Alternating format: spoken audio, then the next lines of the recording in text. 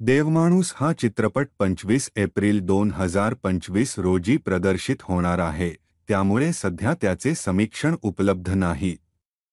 तथापि चित्रपटाच्या ट्रेलरने प्रेक्षकांची उत्सुकता वाढवली आहे। चित्रपटाची माहिती। देवमाणूस ही कथा आहे एका साध्या, प्रामाणिक शिक्षकाची। केशव महेश मांजरेकर, जो आपल्या पत्नी लक्ष्मी रेणुका शहाणे सोबत एका शांत गावात निवांत जीवन जगत असतो।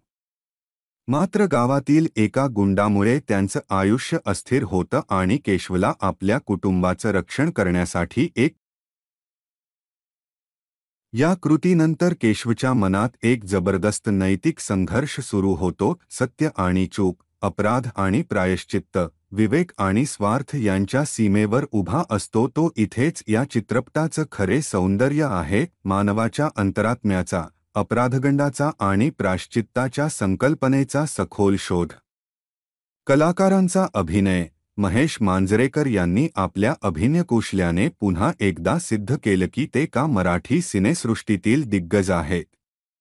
केशव या पात्राच्या मनातील घालमेल, पश्चात्ताप आणि परिस्थितीजन्य बदल त्यांनी इतक्या बारकाईने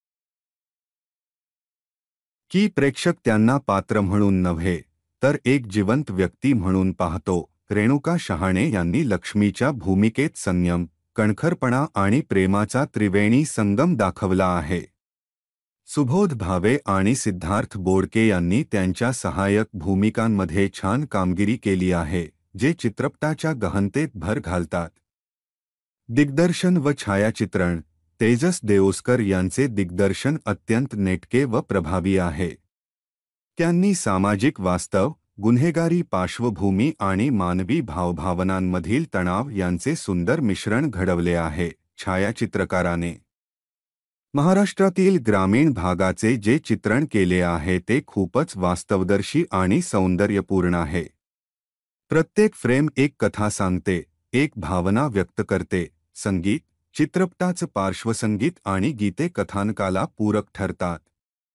विशेषतः पांडुरंग हे सोंग्स निगम यांच्या आवाजात ऐकताना हृदयात थेट उतरतं। भक्ती, पश्चात्ताप आणि आत्मशोध या सर्व भावना त्या गाण्यातून प्रकट होतात। सांस्कृतिक बाजू। देवमाणूस केवळ गुन्हेगारी कथा नसून ती महाराष्ट्राच्या सांस्कृतिक मुळांशी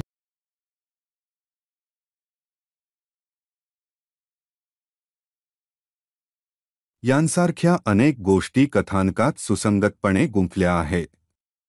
त्यामुळे ही कथा मराठी प्रेक्षकांच्या मनात अधिक खोलवर रुजते।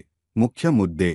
माणुसकी व नैतिकतेचा द्वंद्व। चित्रपटाचा मुख्य गाभा म्हणजे केशवसारख्या माणसाच्या मनात उठलेलं नैतिक वादळ, कुटुंब आणि जबाबदारी। एक सामान्य माणूस आपल्या कुटुंबासाठी कुठवर जाऊ शकतो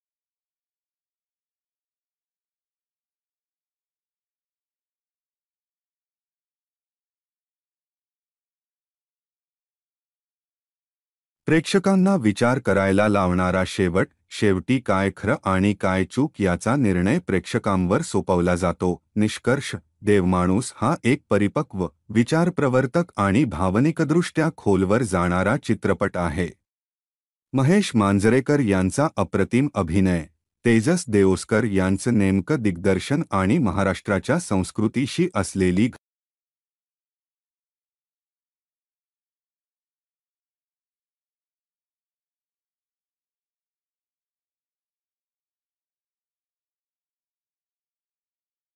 विचार करायला लावणारा सिनेमा पाहायचा असेल तर देवमाणूस नक्कीच बघा।